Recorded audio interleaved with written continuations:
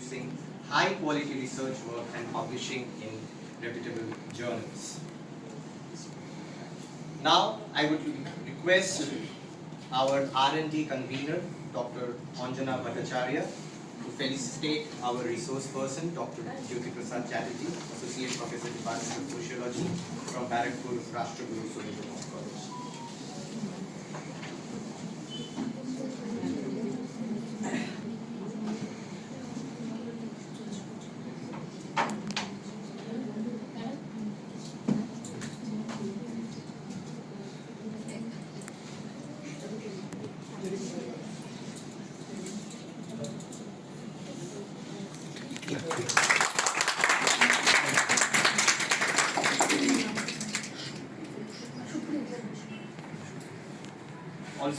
We also have with us Supriyo Basu sir. We would request our principal madam to felicitate him. Thank you, Dr. Anjana. To formally begin today's session, it is my honor to request our respected principal and patron of today's workshop, Dr. Maitreyee Ray Kanjilal, to deliver the welcome address. Ma'am, please, I invite you. Thank you, Peter. Today, the R&D cell of Victoria Institution College, in collaboration with IQAC, Institution Innovation Council, they have planned to organize a program which will be beneficial for both students and teachers. At first, I convey my heartiest welcome to all the participants and special welcome to today's speaker, Dr. Jyotiprasad Chatterjee and Mr. Supriyo Basu. Both of them are very much renowned and resource persons in the field of research.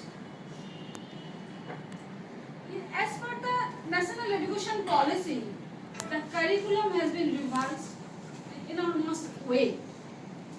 And there is all the 3 years course has been converted to 4-year course, who will go for the major, that means with the honors. In the 4th year, they have a part of the research. Actually, the 4th year should not be the hardcore research, but that is the step towards research. How you can move in that direction, ideas. Actually, first step of research is to do certain project work, where in the project work, a few part of the work should be in the line of the innovations. When you will give the structure of your innovation, that will come to your research. The today's speaker, both of them, will enlighten to you about the ideas, how you can move in that directions.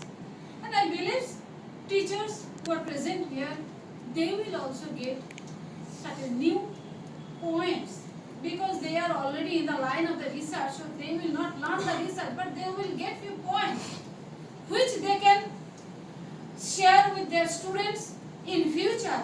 Through them also, students will be benefited. I hope today's program will be a grand success. Thank you, the resource person, IQAC coordinator, Dr. Somal Lokniti, Dr. Dipanjana madam, Dr. Anjana madam, who is a research convener, and all the members associated with her in the cell. I am very much grateful to them for organizing this one-day seminar or one-day workshop looking at the benefit of the students. Thank you, Anjana madam and your team, for organizing this one-day program. Thank you.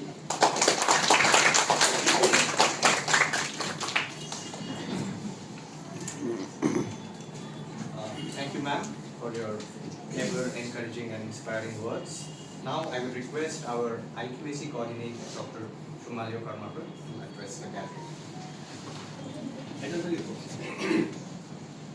Very good afternoon to our respected principal madam, resource persons of today, convener of the R&D cell, and of course my very dear and respected colleagues and my dear students. Now, research methodology, research paper writing, and journal publication. Well, when I was of your age and sitting there where you are sitting now, this thing was something, a very disdained thing. In our time, it was, when we were in our bachelors, it was only books and notes. But in a world where change is the only constant, it is a rule that one who can adapt to the changes will survive, and those who can't, unfortunately, will perish. And due to the new education policy that has been implemented by the UGC government of India, and which the state government has to follow now, this research paper or research methodology has been incorporated into the syllabus. Fortunately or unfortunately, I don't know, I won't go into that debate, but we will have to teach you and you will have to learn them to survive. That's the reality. So, it is said that knowledge is free, it is everywhere and you need to grab it. You people are just like white pages and you need to write things on them. The more informations you gather, the more beautiful your story will be. And at the end of your career as a student, you need to sell that story. The better you will sell the story, the better job opportunity you will get, because that is the only or primary goal of ours. So write the story by grabbing information from everywhere, from these eminent resource persons, along with your teachers.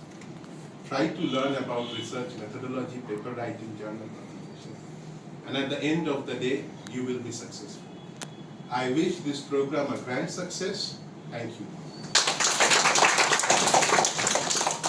Thank you, Dr. Shomalya Karmakar, for stressing the importance of research and publication in higher education.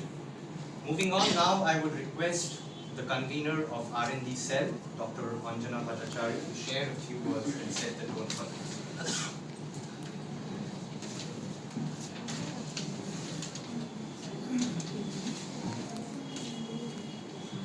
Good afternoon to everyone.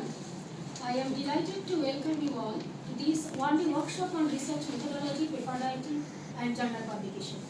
We are honored to have with us Dr. Jyotiprasad Chatterjee, our esteemed resource person, whose expertise will guide us in understanding research process and effective academic writing.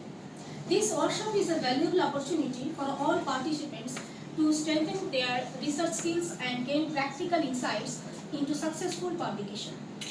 I thank the members of R&D cell for their efforts and wish all of you a productive and inspiring session. I also extend my sincere thanks to our respected principal, Dr. Maitreyee Ray Kanjilal, for our constant encouragement and support in organizing this workshop. I extend my sincere gratitude to all my colleagues for their constant support and active participation. Thank you.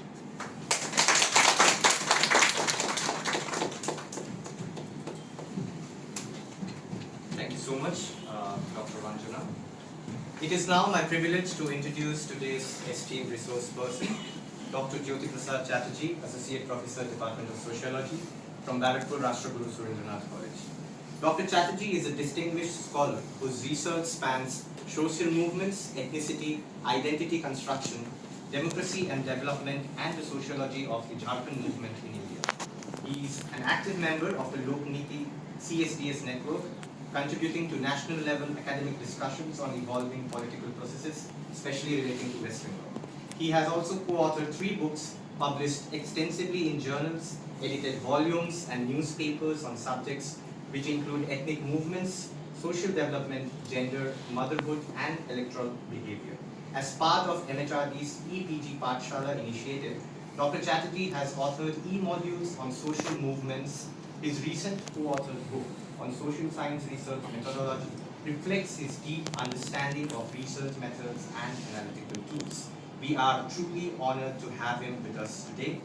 Please join me in welcoming Dr. Jyotiprasad Chatterjee to conduct today's workshop on research methodology, research paper writing, and journal publication.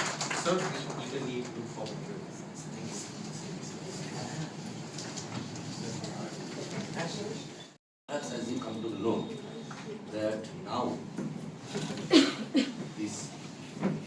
research, precisely research methodology, has been incorporated in almost all the syllabuses of all disciplines, courtesy National Education Policy. So, someone studying, say, languages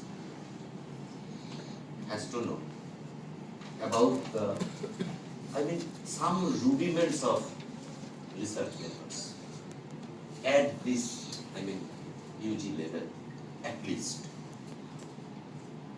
So no one can escape. I am not taking any side that whether one should try to escape, because research is something that we continuously do. It's not something to be learned. Methods definitely we need to know, but research is something which we are always engaged in, because always we are trying to know something, and that method of knowing involves research. Although we are not sincerely methodical about the process of our knowing, but the thing is this, that we are doing research continuously. So today's my focus in this very first session should be on some aspects of research in order to know how it is done. Not what research is, okay, there will be something what research is, but my focus would be how it is done. And for the session of, say, the first session, I think it would span 1.5 hours. So within this 1.5 hours, such a vast area cannot be dealt with in its totality. So I will focus on some aspects. So let me start with what is research, that I just mentioned. That one slide would be there on what research is. And to my knowledge, this is the most acceptable definition of research. The manipulation of things, concepts or symbols for the purpose of generalizing to extend, correct or verify knowledge, whether that knowledge aids in construction of theory or in the practice of an art. I think it catches all the aspects of research process. First, the first clause, the manipulation of things, concepts or symbols. So whenever we are doing research in a methodological way, then we try to manipulate some certain things, like, say, in the natural science laboratories, we continuously manipulate different matters, materials. It may be, say, reagents or elements in chemistry lab, or some samples in biology lab. So whenever we are in the laboratories of natural science, we manipulate things. We also manipulate concepts. Say, happiness is a concept. Or say, in economics, demand is a concept. Supply is a concept. So we continuously manipulate these concepts while we do research. And then symbols. In mathematics, ma'am is sitting over here. We deal with different formulas, axioms, kind of things.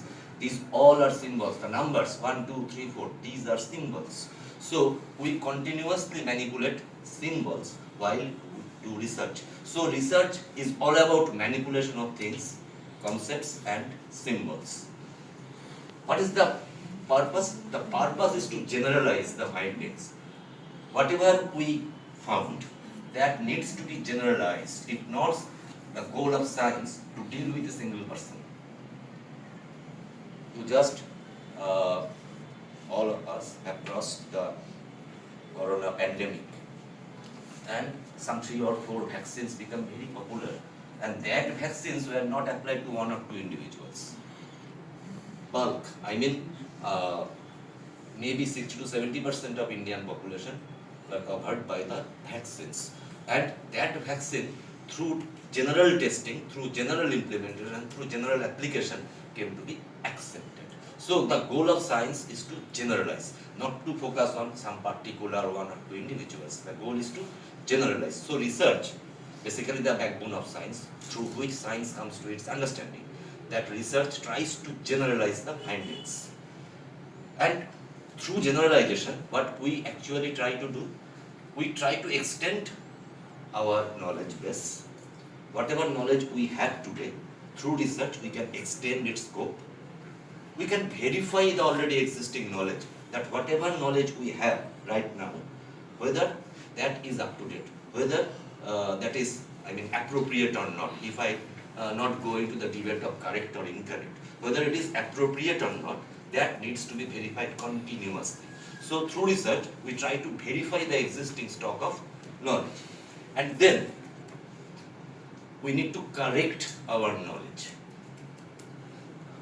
We all know that certain theories, which were very important some centuries back, are now rejected simply.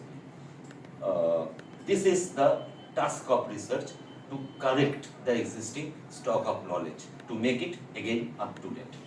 And after this all correction, verification, extension, now we are having some knowledge. What is the purpose of that knowledge? That knowledge aids in construction of theory, so we need to build up new theories, or whether that knowledge is helping us, assisting us to make smooth the practice, that means practical aspect. So research may be theoretical or may be practical. Theoretical in the sense that it is trying or it is helping to develop new understanding, new theories, or it can help us or it can smooth the process of practice. So that is the whole thing about research. So if we go through this definition, I am from sociology, but I don't think that this definition is limited to sociology alone. It applies to all fields. Broadly, all fields where we conduct research. So that is what research is. So I mentioned that that's a slight touch, that what research is, because we will be dealing with research methodology. If we do not have any understanding, precise understanding about what research is, then what we would do with that methodology. So now, research methodology. Look, it pertains to the investigation or making investigable the method of making design decisions, the way we try to know. It may be science, through science or scientific way we can know something. It may be intuition, that we have certain intuition through which we come to know about something. Or it may be common sense, that we have our common sense, through common sense we come to know about something. So, in a situation, which of these avenues we will adopt? Not only that we are taking recourse to common sense, then we need to justify our decision that why we are taking recourse to common sense instead of intuition or instead of science. So this why question, we are sticking to some method. Why we are sticking to that method instead of others? That is the central question of methodology. Methodology, the final point is, it is the science of methods. So we have different methods at our disposal. If we do not know when or where to apply those, then the entire thing would be messed up. Because then we would apply a wrong method to investigate or to inquire a certain phenomena. Look, one says one murder has taken place. What the police needs to do first? Rush to the spot. Delay will result in losing of evidence. So that is a method. Now, if the police tries to plan a survey, it will take 7 days. And within those 7 days, everything will be lost. So, as a method, investigation is different from survey. We need to know the situation, and depending on our, consideration of the situation, we will apply the appropriate method. So, we need to know the logic of methods, and that is all about research methodology. For that, we need to know what methodology is, because understanding your problem, understanding the features or characteristics of the situation, then try to have or make a design decision that which of the methods we are going to apply to which situation. So that is research methodology, and this is the point where many researchers often do some mistakes.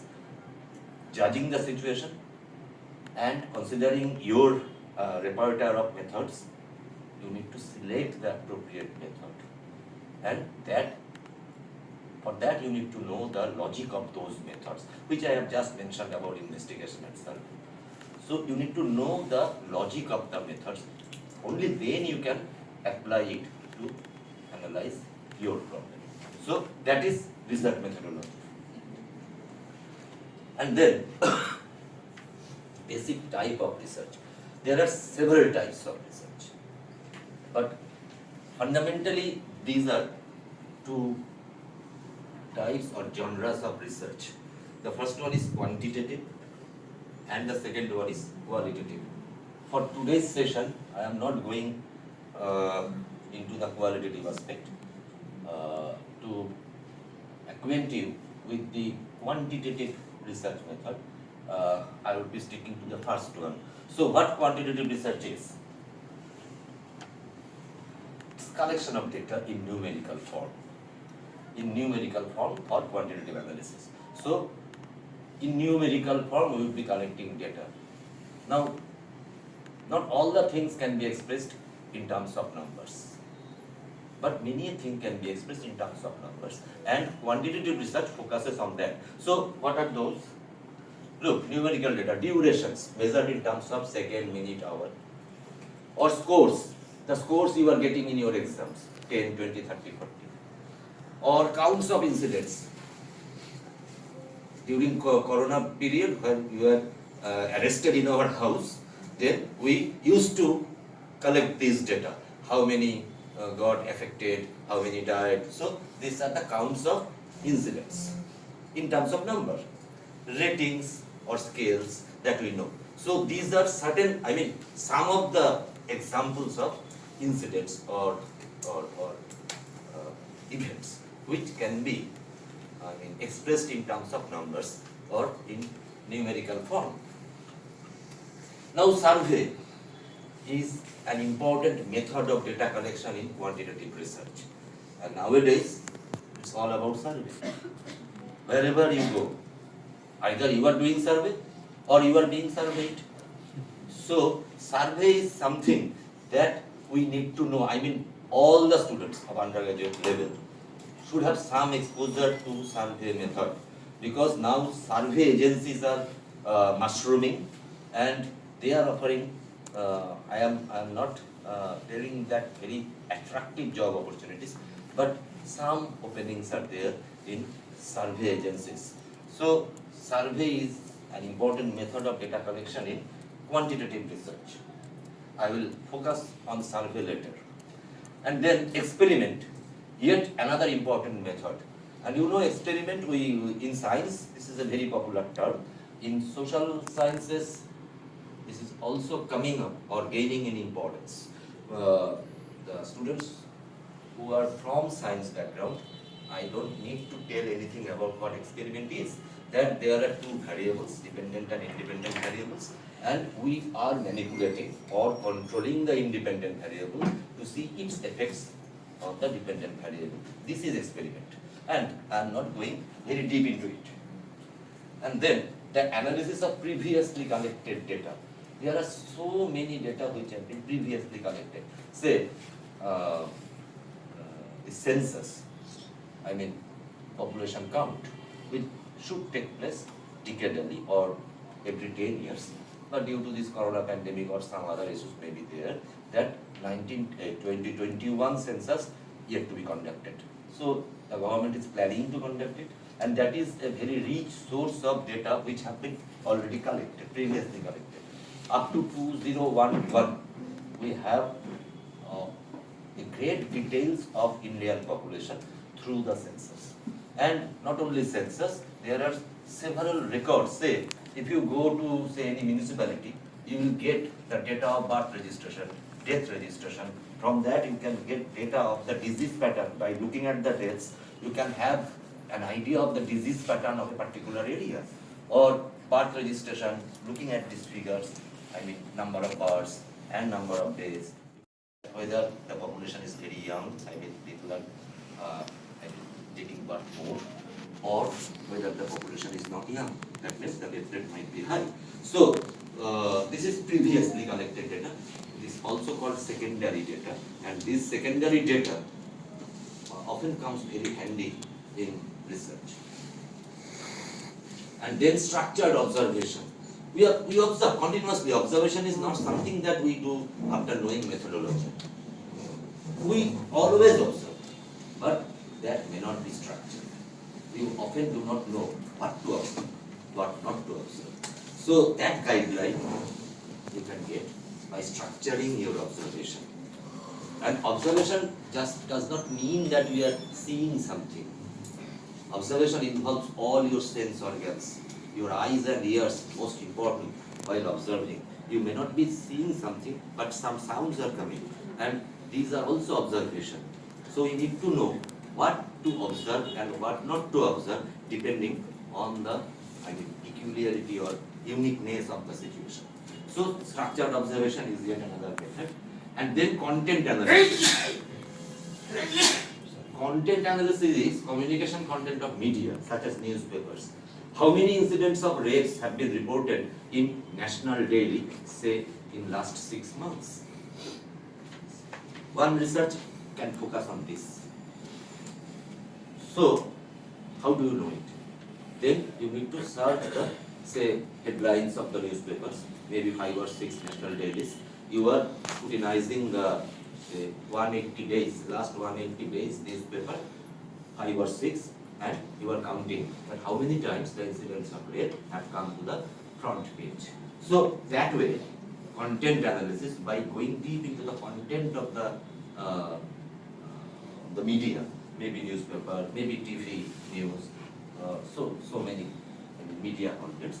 So this is called content analysis. We analyze the contents of the media. Here I have mentioned just newspapers, but newspapers today are not that much important. E-paper and some other internet kind of things, internet news, these are coming up. So this, through content analysis, we can have some deeper understanding of the processes going on. Finally, quantitative research applies natural science approach to the study of society. Natural science approach. That is observation, experiment, and inference. So that way natural science moves, and quantitative research tries to apply this method of understanding. That you are observing, you are experimenting, depending on this, you are coming to your conclusion. So it tries to apply the methods or approaches of natural science to understand the situation. And then, as I mentioned, that I will focus on some particular aspect of the research methods. So I am trying to focus on social survey. This, as I have mentioned, that this is something which you should know, because the agencies are cropping up and they are offering some job prospects. Not that they are offering very big, attractive job prospects, but still they are offering something. These are some new visitors where, say, some 30 or 40 years back, we couldn't imagine that survey may be one's occupation. But today, I know many people are there who are involved in different types of surveys conducted by different agencies, and they are making their life out of that. So we need to have some understanding of social survey, which is an important method of quantitative research. So what is it? This is not a new term. Survey is nothing new, surveying. But often we fail to understand what actually it implies. What is survey? Look, a technique for gathering statistical information, numerical information, which I have mentioned, that quantitative research is all about collecting data in numerical forms.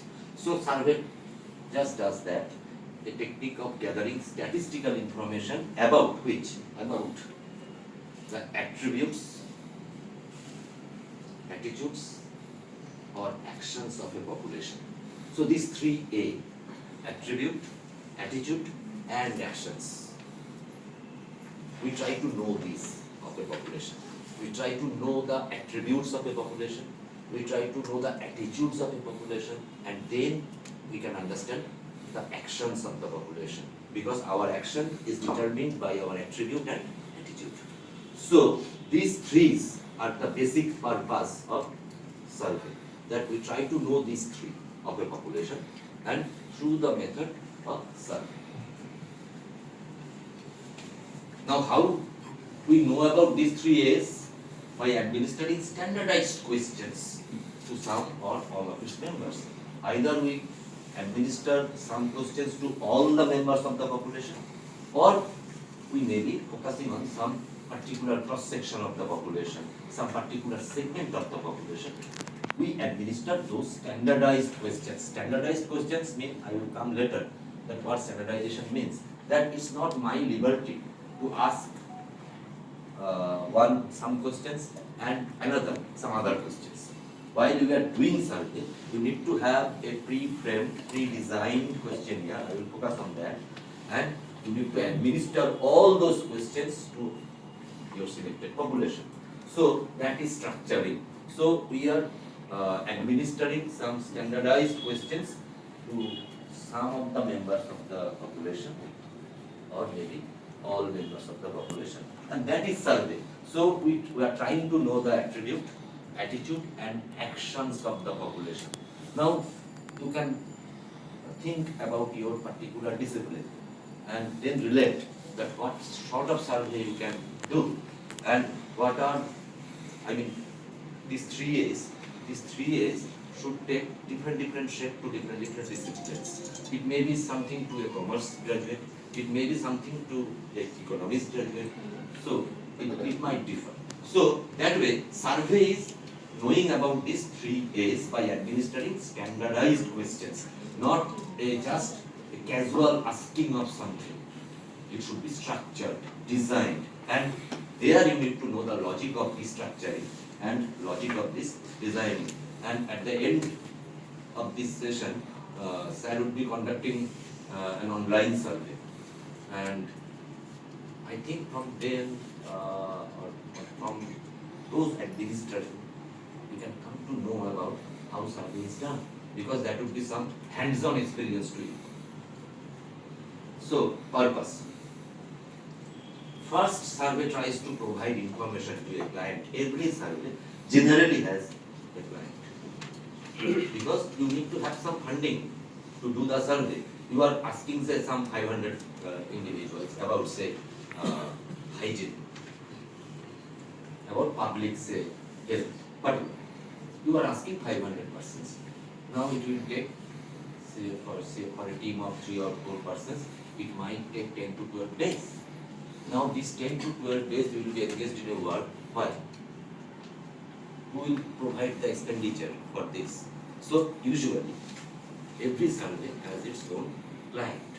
That who is deputing you? So we try to provide information to the client through our activities, and then describing an event or a situation, not just giving information. Not just giving information, as in the beginning I mentioned that through information you can have a better story of you. So it's not just information.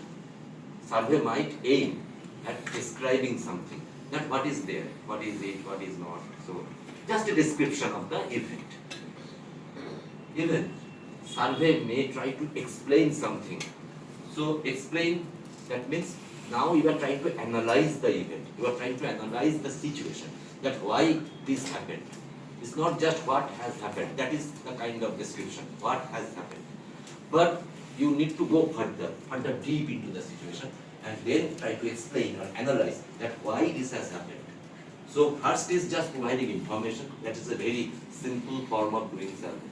And then description, you are now moving to a higher level, that you are trying to describe something, And then even higher level that you are trying to explain something. That means now you are trying to analyze the whole thing, that why this has happened.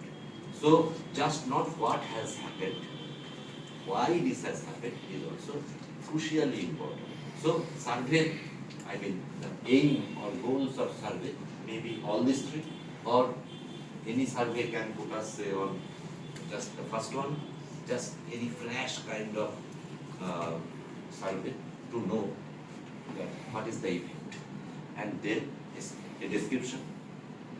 Its scope is just extended that you are trying to describe something, and then finally very deep analysis of the situation, that why this has happened instead of others.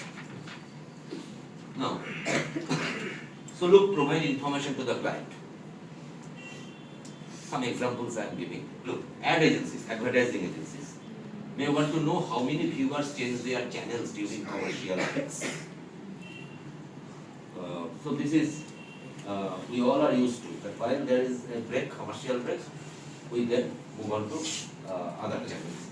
So how many viewers do this? Because basically the ad agencies, I mean the companies through ad agencies, they are sponsoring the events, I mean the program. If people get some changing their channels during commercial break, then what is the, ultimately what is the benefit of sponsoring this? So ad agencies might want to know that how many viewers do this, change their channels during commercial breaks. Second purpose, that is description. Look. The example is, chairman or MD of a TV channel may want to know what cross-section of the audience is viewing what of its programs. There may be 6 or 7 TV serials, right from say 5 p.m. to say 10 p.m. Now, what cross-section of the audience is viewing what of the serials? Not all the serials are viewed by all the, say, or not all the segments of the population are interested in all the serials. So, is there any difference? So, that is a, very crucial question for the channel MDs, because they will now, place the serials according to the choice. After say 9:30, senior people may not be in a position to view it. So for the senior, people or the senior audience, maybe 7:30 to 8 or 8:30 is a prime time. For the housewives who do not venture out for say job, maybe the afternoon period from 2 to 3 or 4 may be very attractive. So for the typical housewives, channel MDs can design some program on that slot. So you need to have a very fair idea, being MD or say director of a TV channel, you need to know about the preferences of the people. And that calls for a description that how many people are viewing what of its programs. And then purpose 3, explanation. Channel CEO may want to know why the senior audience is more interested in singing shows than the dance shows. This is a reality. That senior audience, they are preferring singing shows instead of dancing. Like say, G Bangla Saregamapa is more preferred by the senior persons in my home also. I don't know about you, it may be the same thing. That senior audience, they are very fascinated by seeing the J Bangla Saregamapa, not the dance Bangla dance. Just lafa-lafi korche erokom. So that way, people have different preferences. So channel CEOs may want to know why the senior audience is more interested. Why? Not whether the senior audience is more preferring singing songs. It is not the issue. They have, through description, they have come to know that senior audience is preferring singing songs. Now, explanation. Why? Why the senior audience is more interested in singing songs than the dance shows? Is there any gender dimension to it? Senior audience of the males or the senior audience females who are preferring singing shows? So that gender difference may be there. You cannot just say that senior audience. There may be gender-based preferences. So is there any gender dimension to it? And so on. So the why question, the analytical kind of thing, we are trying to have here through surveys. Now, we do survey by primarily through these two ways. Either we can use questionnaire or we can give interviews. And often interviews are also conducted by using questionnaire. So basically the first one, questionnaire use, that is pivotal in the knowing of survey, how to frame a questionnaire. It's not just simple asking of questions, because there it calls for standardization. The questions should be standardized. It's not just according to your wish you are asking. It should be standardized, standard to all. That means if you have 10 questions, that 10 questions should be asked to all the members in the same order, in the same sequence. It's not that someone, you ask him or her the 8th question and then you, to some others you are asking the 3rd question. You cannot do that. Because all the questionnaire, they have certain logic behind it. That either say some private questions, very private questions, you can set at the last. Because if people get angry, then they might not answer it. And you have spent 15 to 20 minutes, all the thing will be spoiled. Because, so try to fit it at the end. You will have at least 9 questions answered. Now, if the first question is something very private nature or say very sensitive kind of issue you are asking, in our survey, as Supriyo will definitely mention, that while doing electoral survey, there is a crucial question. Say, after just the election day, you have arrived at, say, Mathurapur, and some 2 or 3 booths are selected, and from that 2 or 3 booths, you have to interview, say, 30 or 40 voters who have voted just the last day. So, if election is on 31st May, you need to reach there on 1st June. So look, just imagine how hot the area is, because on 31st May, the voting has been done, and you are asking the electorates, the voters, on 1st of June, whom have you voted yesterday? Clear? So that is the most sensitive part of the interview. So where to place that question? Should it be at the beginning or at the fag end? That is the serious issue. Because people just simply refuse you if you ask the first question.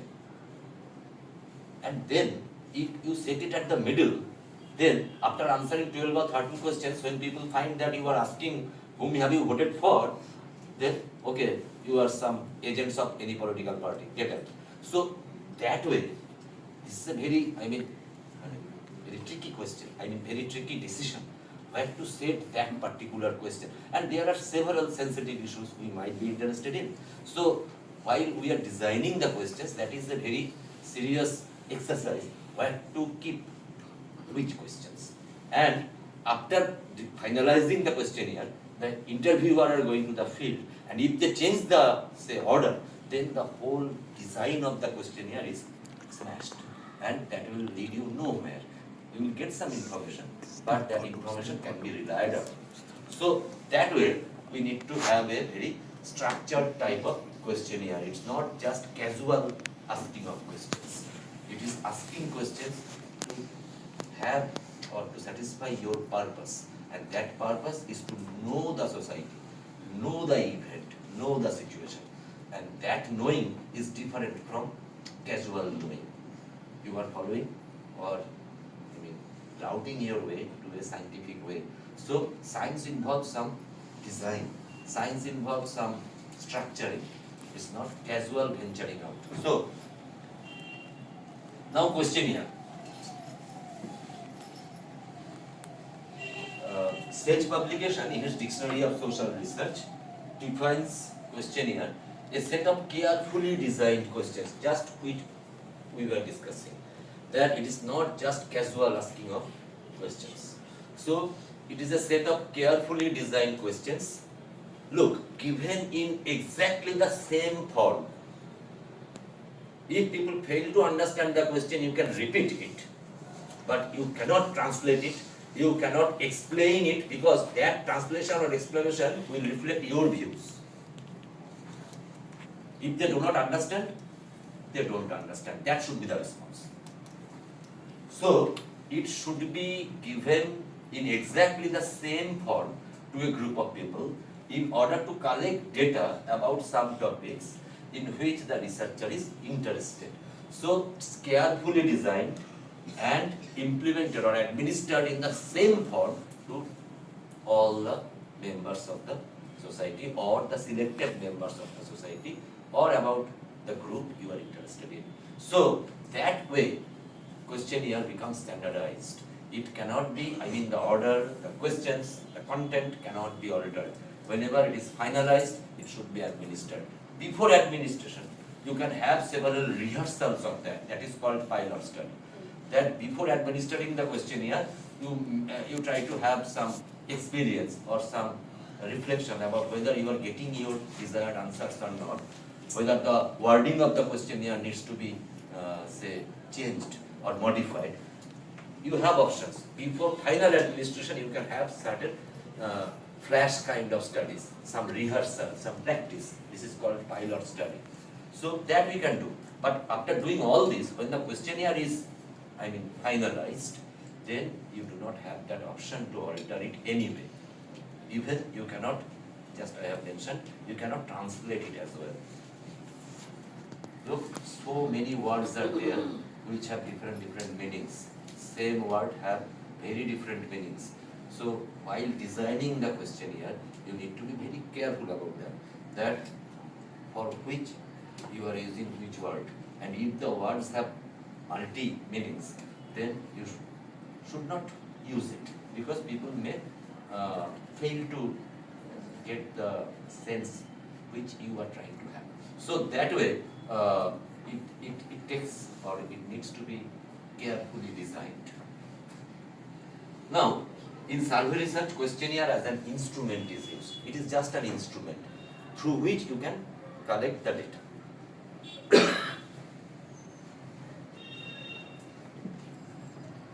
So now, just which I have mentioned, that how to frame a questionnaire, certain guidelines are there, some 10 to 12 guidelines, some principles are there. I will focus on one or two, because the others, I think, if you are interested, you can consult yourself. So I will leave it to you. So I will discuss some, one or two. First, choose appropriate question forms. Say, we are asking a question. How far you have studied? You are interested in knowing the educational achievement of the people. So you have framed this question, how far you have studied? Now someone might say class 8, someone might say class 9, someone might say not very far, my school was very close. So in order to have actually the exposure of the individual to education, you should rephrase it. And the researchers, they are constantly getting engaged in knowing the right way the information about educational levels of the individuals can be obtained. So now what we do in CSDS Lokniti survey, we try to rephrase the question this way, that how many years you have spent for education, not how far you have studied, how many years. Now 3 years, 4 years, 5 years. I quit at class 5. Someone might quit at class 6. It hardly makes any difference. 5 or 6, the year matters. That I have spent 4 years for education, I have spent 10 years for education. So how many years? And then another very sensitive question, what is your income?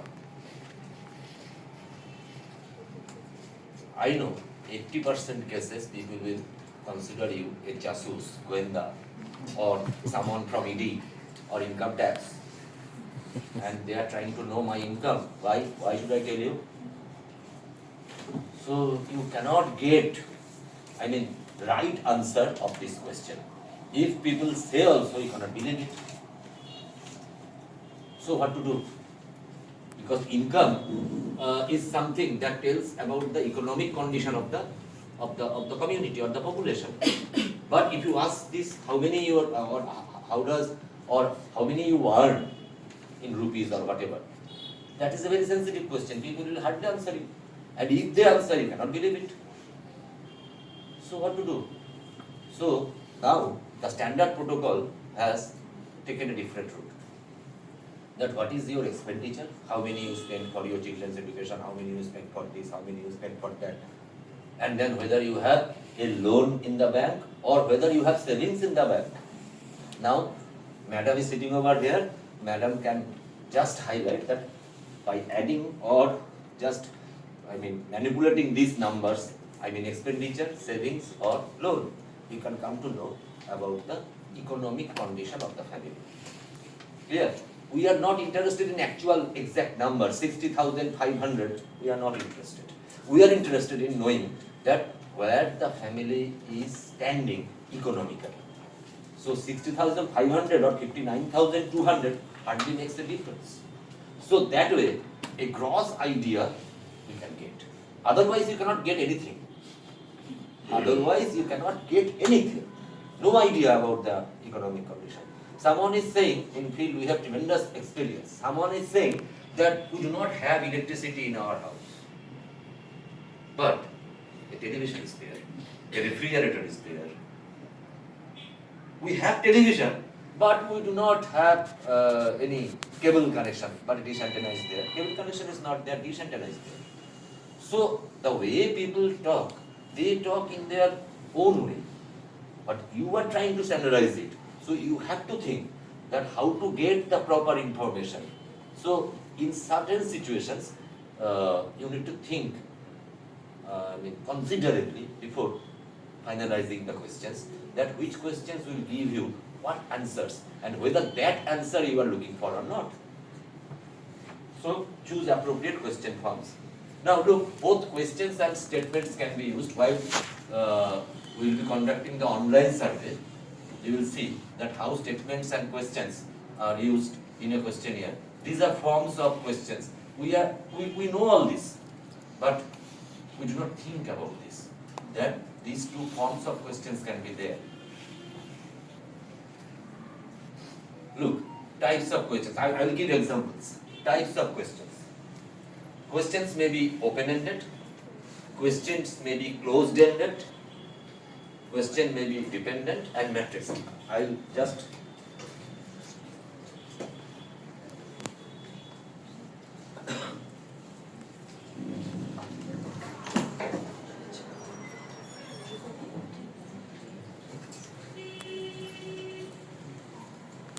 hyperlink টা দেখাচ্ছি anyway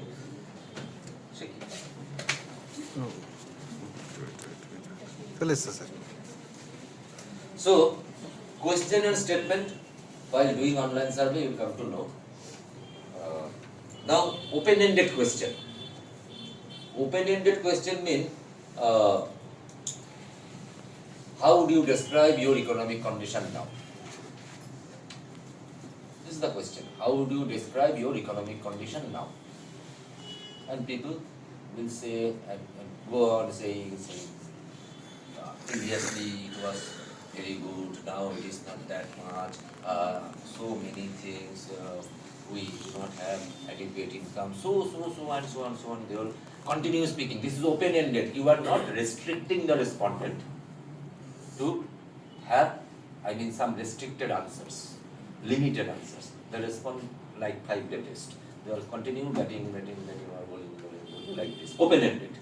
And closed-ended, that you are now restricting. You are now restricting the respondent. Say, the question, how many years you have spent for education? Now you are offering the options, 5 years, less than 5 years, more than 5 years. So 3 options, less than 5 years, 5 years, more than 5 years. You have to choose a particular answer. The respondent has no freedom to speak, just to pick up one answer, like multiple choice. So these are closed-ended, where the respondent is not free to talk. you have to select one option. So this is called closed-ended. And dependent question, say how many years you have studied? 5 years. Less than 5 years, more than 5 years. If it is less than 5 years, then why have you studied for such a small period of time? If it is less than 5 years, so the question is depending on your response to the earlier question, that whether or how far you have studied, that means how many years you have spent for education. 3 options were there, less than 5 years and more than 5 years. The next question would be asked to only those who have responded it is less than 5 years. So this question is depending on the response of the earlier question. So this is called dependent question. I think in the online survey you can come to know about this while we will be doing it. And then matrix question. Matrix question means yes or no, 2 types of answers. Now there are 5 questions, all can be answered in these two categories, either yes or no. So 5 questions, 6 questions, 10 questions, it is called a battery or a matrix. That these 5 or 6 or 10 questions should be answered or would be answered only in 2 categories, either yes or no. So one question is now containing 5 to 6 parts. Now these 5 to 6 parts, they are composing the battery or the matrix. I think we can explain, but that hyperlink is not working, so I cannot show you that how a battery operates. But the thing is this is like a table, and in those tables there are 2 columns. In the first column there are 5 to 6 questions, and in the next there are the same responses, yes or no, yes or no, yes or no. So many questions can be answered in these 2 dimensions, either yes or no, whether it is hot or not today, yes or no, clear? So that we ওটা connect করলে যদি দেখানো যায় আমি এটা লোকনীতির questionnaire নামই দেখি, that's good for them. Okay, sir will take care. I think all the questions which I have prepared and inserted hyperlink, but that hyperlink is not working, this system. Anyway, so sir will take care of that. Sir will explain the 4 types of questions. The respondent might get confused. So try to avoid double-barreled questions. If you are to ask 2 questions, ask separately. Why are you setting 2 responses or 2 questions in a particular question? Often we do. Had it been there, then what you have been doing? Had it been?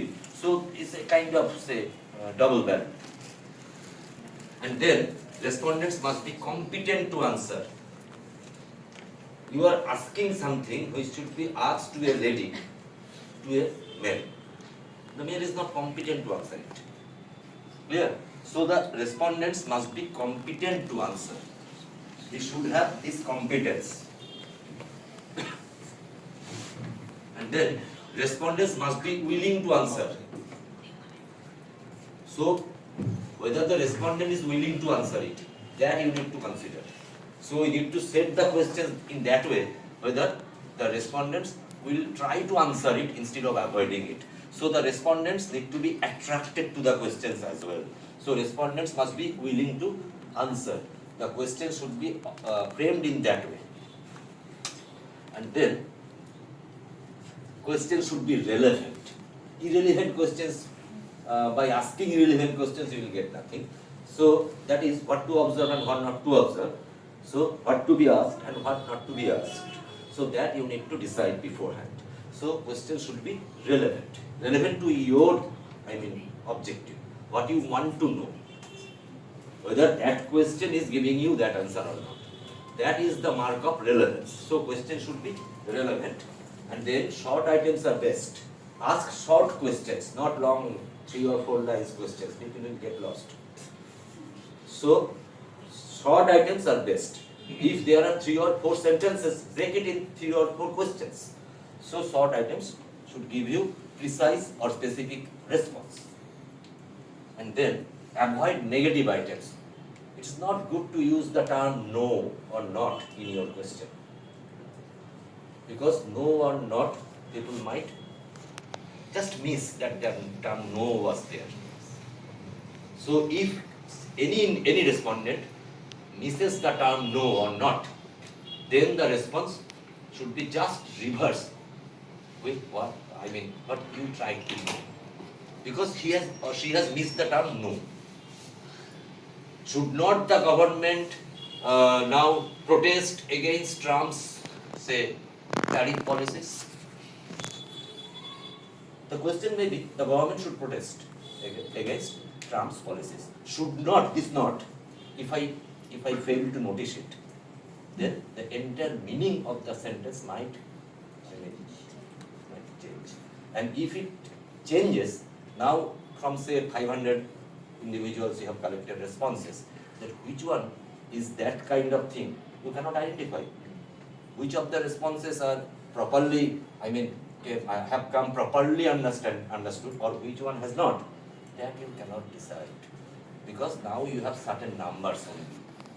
And which numbers are coming from which understanding, whether the respondent properly understood it, whether the respondent failed, you cannot just select. So the thing that you have some numbers on which you cannot rely. So better not to use these negative terms.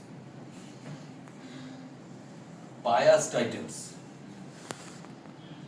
Say one question, was not Rabindranath a very, good poet? This good is a biased term. This good, it may be good to someone, it may not be good to someone else. So better not to use these biased terms. Biased questions should not be used, because through that bias, you are leading people to answer in a particular way. The way I think, if the question appears to me in that way, I will answer it positively. And which I do not believe, if the question comes that way, I will just simply answer in negative terms. So in order to know my understanding, I do not support say trans policies. Okay, that might be. Someone may support. Those who are champions of say economic competition and kind of thing, they might support. So this good, bad, or ugly, beautiful, these are certain words which are value-laden, not only value-laden, biased. So better not to use those items and terms in your question. Now types of survey. This I am coming to the end of my first deliberation. In the next session we will be dealing with publication and writing. So mail survey.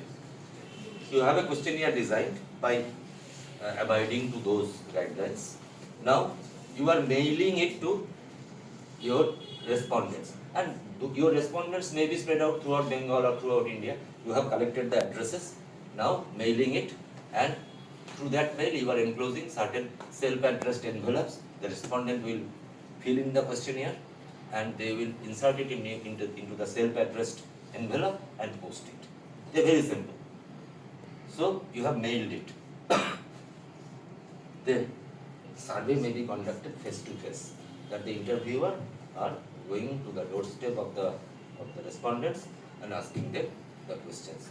The same thing, you are either mailing it or you are asking face to face. Do they mean the same?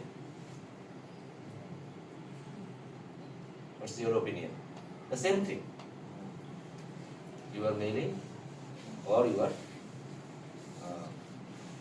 in a face-to-face situation. What's your opinion? It will vary. Definitely, because the presence of the interviewer will change the thing. So that way, these are two different types of, different modes of doing survey. And then surveys conducted by telephone. Today, telephone is being replaced by online, which we will be doing. So mail survey, mail distribution and return, which I have just mentioned, that you have collected addresses and you have mailed it. And you need to be very careful about the return, because people have very poor habit of returning. Very poor habit. You have received it and it is in your cell for 30 or 40 odd days. You have just forgot. So mail distribution and return, you need to monitor the return.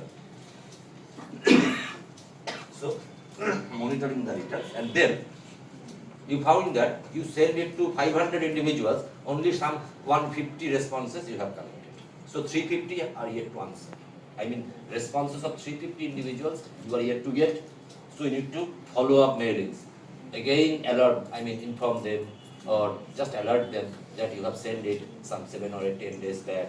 Please fill it up and return it to me within 10 days, kind of thing. So these are follow-up mailings. And then acceptable response rates. What should be the acceptable response rates? 50% is good, acceptable.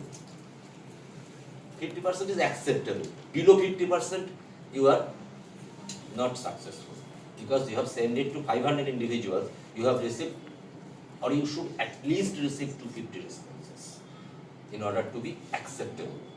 And 60% is good, that you have achieved your target somehow, and 70% is very good or excellent. Beyond 70% you can't expect because people have a very bad habit of not going to the post offices for dropping the letters in today's world. It's better to have WhatsApp or better to have. So, but you are taken recourse to mail survey and you have posted it and you are expecting that people will return it on time. Never. So if you got 50% of the respondents, it's acceptable. 60% is good and 70% is very good or excellent. So do not expect more than 70% of your contacts to respond through mails. Post. So face-to-face survey refers to the process of interview. It's just interview. So interviewers ask the questions orally and record respondents' answers. Very simple process. Orally you are asking and people are responding, you are recording. And then it's a face-to-face encounter. Now telephone survey. Questions asked by telephone. It seems to be very easy, but this method is not without its limitations. What are the limitations? Those without telephone are not included. Today, many people, I do not know whether any individual is there without a telephone connection, a mobile or whatever cell phone. But some 30 or 40 years back, this was the reality, that not all the members of your desired population, of your target population, should have a telephone connection that you couldn't expect some 30 or 40 years back. So those without telephone are not included. And then problem with unlisted numbers. You have a telephone connection in your name, but that is not listed. Look, there are people who do not want their numbers to be published. I will not publish it. Say Mukesh Ambani, if he says that I will not give my number to be listed in the telephone directory, who can question him? Because he is a business tycoon and have so many kind of business secrets to have. So he will not give you your telephone, his telephone number. So there are people who do not want their numbers to be published, especially richer people. They have these preferences. I will not share my number because this is my private. And then the respondent may abruptly terminate the interview midway. Just disconnect the connection, okay, and your survey is gone. Okay, so that way, telephone survey, in other ways, some ways it is very handy because you are just collecting some numbers and ringing the number, calling it and getting the responses you try to have. But these limitations you need to take care of. And then new technologies. Telephone is gone today, cell phone is here, but now cell phone is also not giving you the up-to-date kind of thing. AI is knocking at that door. So, CAPI, Computer Assisted Personal Interviewing.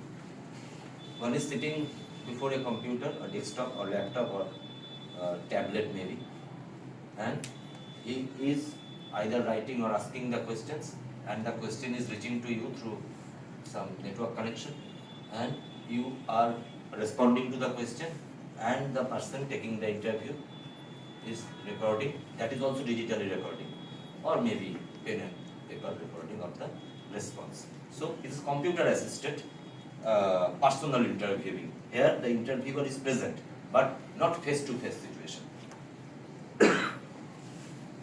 And then computerized self-administered questionnaire. It's a self-administered. The way sir will conduct the online survey. This is computerized self-administered questionnaire. That no interviewer is present anywhere. There is a software running and the questions are coming just the way you are answering it, like Google form. The questions are coming to you and you are responding it. So computerized, self-administered. There is no one administering it. The question have been designed and now it is self-administered. And then touch-tone data entry. Yes, interactive voice system. Press 1, press 2. So this is touch-tone data entry. That you are pressing 1 if yes. This is your Indian gas connection. And they will read out the customer number. Press 1 if yes, press 2 if not. Choose your language, 1 for Bengali, 2 for this and 3 for that. So this is touch-tone data entry. They are collecting information about you. That what is your preferred language, what is your service connection, all the information they are collecting, but not there is any interviewer present. Just touch-tone data entry. And then voice recognition. Voice recognition means from speech to text transformation. That you are just speaking something and one device is recording it and there is this voice recognition software installed. And the voice recognition software, what it is doing, it is converting your speech to text. This is now Google Docs is doing. That you are saying something, in fact WhatsApp is also. You are saying something and it is writing. So from speech to text, conversion is taking place and whatever you are speaking, that is getting stored as data in the system. So voice recognition. These are now the state-of-the-art method of doing survey. It's not the way we used to do survey that people are carrying questionnaires with 15 to 20 questionnaires and knocking at the door, what's your name, what's your age, that sort of surveying is, still it is being done, but that is not the state-of-the-art way to do the survey. Now it is better to have it through this, say either TTE or VR or CSDS kind of thing. And then survey through the internet and World Wide Web. That is online survey, World Wide Web. So online survey, I have just mentioned this new technology simply because now you would be exposed to a very small glimpse of online survey. You will be doing it by yourself, and I think LinkedIn gulo hoye geche to. So this is online survey, which is the latest mode of doing survey. Only you need to have a smartphone, and you just have the smartphone with you and respond it by yourself. No need of any interviewer's presence. We are present here, but while you would be doing it, you will simply feel that it is, you can do it here, you can do it at your home as well. So no interviewer's presence is necessary to respond to those questions because it is self-administered. It is self-administered. So, thank you for this first session. I need to have some feedback from you. But what is your opinion? How bored now you are? 25%. 65. 65. Madam, 50%. 50%. 60. এই যে আমরা এতগুলো ধারণা বললাম, ও বললেন ওখান থেকে উনি বললেন যে 95%। কারণ সচিন একটা ভগবানের মতো, সাংঘাতিক। আচ্ছা 2005 সালে এই মুহূর্তে জ্যোতিদা যেখানে শেষ করলো যে ভারতবর্ষে কত শতাংশ লোকের কাছে স্মার্টফোন আছে, 85%, অর্থাৎ 15% কাছে নেই। 15% হাউস হোল্ড প্রায় 150 মিলিয়ন পিপলের কাছে স্মার্টফোন নেই। কিছু বলবে? আচ্ছা, বায়াসনেস থাকলে সার্ভে হবে না। আমার তো ঠিক আছে, হবে। আমি সবকিছুই ঠান্ডা খেতে ভালোবাসি, চাটা। তো এই যে আমরা প্রত্যেকটা বায়াসনেসকে অতিক্রম করে যে ভাবছি, এটা খুব ইন্টারেস্টিং। এই যে এটা দিলাম আপনার জন্য, এই যে মেথডটা, অর্থাৎ কোন মেথডে আমি ক্লেম করতে পারি যে আমার সার্ভেটা অথেন্টিক, সেটা হচ্ছে আমরা 2024 সালে ভিউটা বাড়িয়ে নেবে, জুম করে দিলে প্লাস সাইন আছে ডান দিকে নিচে। লাইটের তলা থেকে প্লাস আছে। ঠিক আছে, যথেষ্ট। আপনি দেখতে পাচ্ছেন তো? আচ্ছা, আমরা 2024 সালে একটা সার্ভে করেছিলাম, সেটা হচ্ছে প্রায় 22,000 লোকের মধ্যে, এরকম আমি বলে দিচ্ছি এক্সাক্ট ফিগারটা, 19 থেকে 22,000। আচ্ছা, ভারতবর্ষে কত শতাংশ লোক, কত লোক আছে? অলমোস্ট 135 কোটি, ওই 135 থেকে, যেহেতু আমাদের অনেকদিন সেন্সাস হয়নি, আমরা একটু টলে আছি। তো আমরা করেছিলাম মাত্র 19,000 থেকে 22,000 সারা ভারতবর্ষে, এবং আমরা ক্লেম করলাম আমাদের সার্ভেটা খুব ভালো। কেন, কিসের উপর বেস করে? অর্থাৎ যদিদা যে এটা এখানে যেটা বলা গেল না এখনো অব্দি, স্যাম্পলিং, অর্থাৎ সেই স্যাম্পলিংটা যদি ঠিক করে করা যায় একটা সার্ভেতে, আর কোশ্চেনিয়ারটা যদি এই লেভেলের করা যায়, কোশ্চেনিয়ার নয়, বিশেষ করে স্যাম্পলিং, তাহলে এই রিপ্রেজেন্টেশনটা পাওয়া যায়। অর্থাৎ ফিমেল সেন্সাসে 48%, আমাদের সার্ভে এস্টিমেশন এসেছিল 45%, আরবানে 31%, এটা 35%, 79% হিন্দু, আমরা 79% হিন্দু পেয়েছি। মানে এটা হচ্ছে ওই 19,000 এর মধ্যে যা পেয়েছি সেন্সাসেও তাই আছে। অর্থাৎ আমাদের মুসলিম কমিউনিটি 14.23, আমাদের মুসলিম কমিউনিটি এসেছিল 13%। এইভাবে যদি আমরা দেখি, যখন এই রিপ্রেজেন্টেশনটা হয়, তখন আমরা কলার তুলে বলতে পারি যে আমরা একটা অসাধারণ সার্ভে করেছি, আদারওয়াইজ না। এই কিছুদিন আগে 2024-এ বেশিরভাগ সার্ভে ফেল করে গিয়েছিল, ইলেকশন সার্ভে।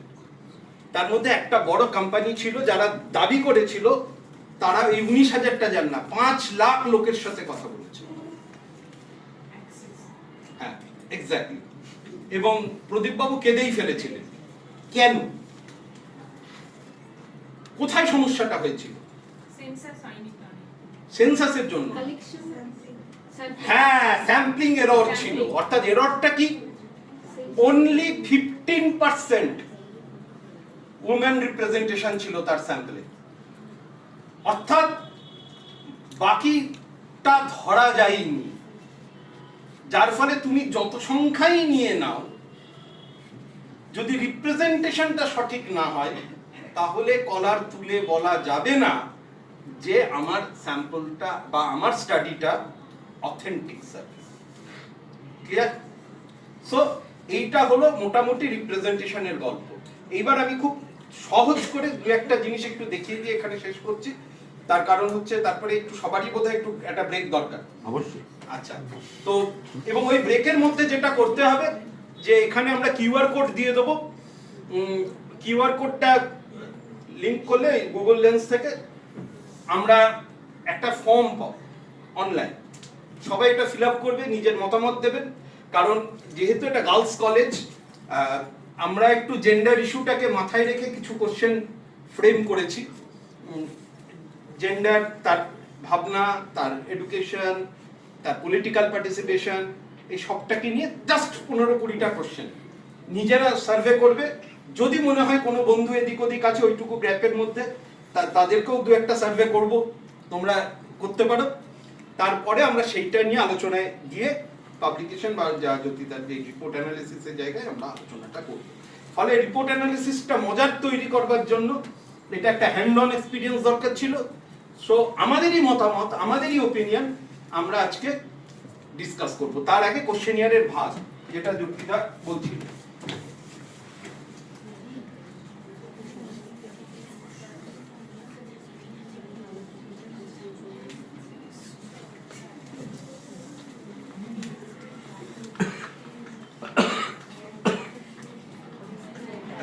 প্রথম থেকে একটু বলে নি চট করে, একটা কোশ্চেনিয়ারের সবচেয়ে বড় জায়গা হচ্ছে দ্য কনসেন্ট, যেটা ছাড়া সার্ভে করা যায় না। অর্থাৎ জ্যোতিদা বলল যে আমরা মেল করব, 30% ধরে নেব যে রিফিউজ হয়েছে। অ্যাকচুয়ালি রিফিউজাল শুধু মেয়ের জন্য না, মেলের জন্য না, অনলাইনে না, ফেস টু ফেস রিফিউজাল আরো বেশি হয়, ঠিক আছে? এবং একটা ডেমোক্রেটিক কান্ট্রিতে যদি রিফিউজাল না হয় তাহলে আমার সার্ভেটাও বায়াস, ঠিক আছে? একটা ডেমোক্রেটিক কান্ট্রিতে যদি রিফিউজাল না পাওয়া যায় তাহলে আমার সার্ভেটাও বায়াস, যে আমার সার্ভেতে সবাই উত্তর দিয়েছে। যেমন আজকে এখানে সবাই উত্তর দেবে আমি ধরে নিলাম, তার কারণ এটা বায়াস একটা অডিয়েন্স, তোমরা বাধ্য। হ্যাঁ, ফলে এই বাধ্যতা যখন চলে এলো, সো দিস ইজ বায়াস। সার্ভেতে যেটা করা যায় না, অর্থাৎ যে উইলিং না তাকে সার্ভে রিসার্চ করা যায় না, তাকে জিজ্ঞাসা করা যায় না। সো ফার্স্ট প্রোটোকল যে ওয়েদার আমরা সার্ভে করব না করব, আপনি বলবেন আমার উদ্দেশ্য এই, আপনার উদ্দেশ্য কি, উত্তর দেওয়া। আচ্ছা, আমরা নেক্সট যাচ্ছি। এইটার যে যে কথাগুলো হলো, প্রথমেই আছে যে voter list number of the respondents. আচ্ছা, এইটা আমাদের কাছে থাকে, এটা আমরা জিজ্ঞেস করি না। এই যে বললো হোয়াট ইজ ইউর এজ, এই যে একটা প্রশ্ন, জুম করলে ভালো হয়।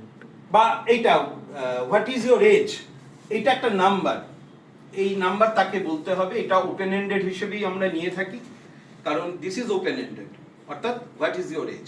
যদি এটাকে আমরা ক্যাটাগরাইজড করে দিতাম তাহলে এটা ক্লোজ এন্ডেড হতো। আচ্ছা, ক্লোজ এন্ডেড এর একটা বড় উদাহরণ কি?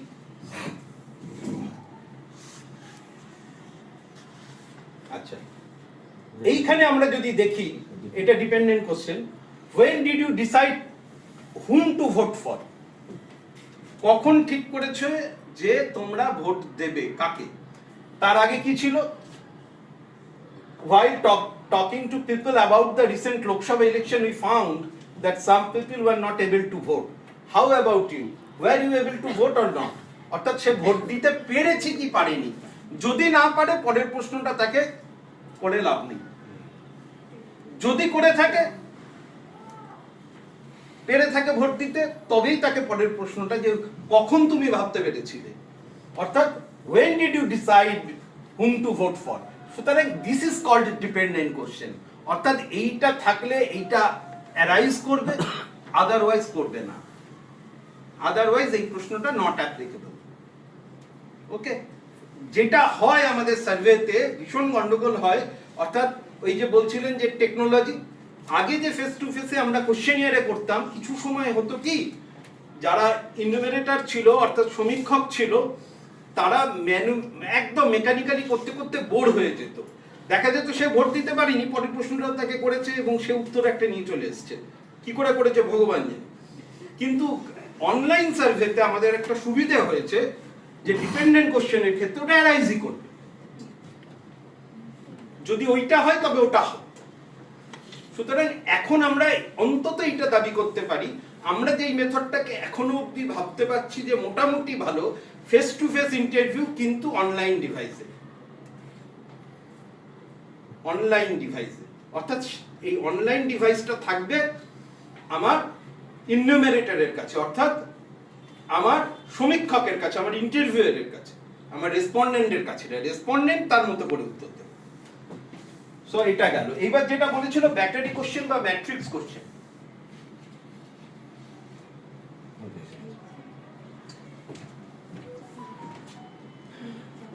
where you or a member of your family contacted by the following parties through a phone call, text message or WhatsApp, Facebook, etc. in the last 1 month. প্রশ্নটা এটা, কিন্তু পরের প্রশ্নগুলো সবই এইটার সঙ্গে সংশ্লিষ্ট, এটার সঙ্গে কানেক্টেড উইথ দিস কোশ্চেন। অর্থাৎ বিজেপি কি এসছিল, কংগ্রেস কি এসছিল, আমরা স্টেট পার্টি, এটা যেহেতু লোকসভা ইলেকশন ছিল, অর্থাৎ এখানে তৃণমূল কি এসছিল, সিপিএম কি আপনার বাড়িতে এসছিল, অর্থাৎ বাড়িতে এসছিল কিনা মেন কোশ্চেন, তার সঙ্গে কিছু প্যারামিটার যোগ করে দিলাম যে এই পার্টিগুলো এসছিল কিনা প্রত্যেকটা আলাদা আলাদা করে। ঠিক আছে, যখন আমরা একটা ব্রড কোশ্চেনের মধ্যে কিছু প্যারামিটার রেখে দিই, দ্যাটস কল ম্যাট্রিক কোশ্চেন। রেসপন্সটা সেম আর কি এটাই তো, আর কি যদি তার কিছু আছে হয়ে গেছে। সো মোরাললেস এটাই, এখানে আর এর থেকে বেশি কিছু আমার বলার নেই। এবার সার্ভেটা এইবার সার্ভেটার জন্য যেটা এটা এখানে খুলেই গেল কোশ্চেনিয়ারটা। স্যার ওই নিচে যেটা রয়েছে, আমি যাচ্ছি। হ্যাঁ, এবার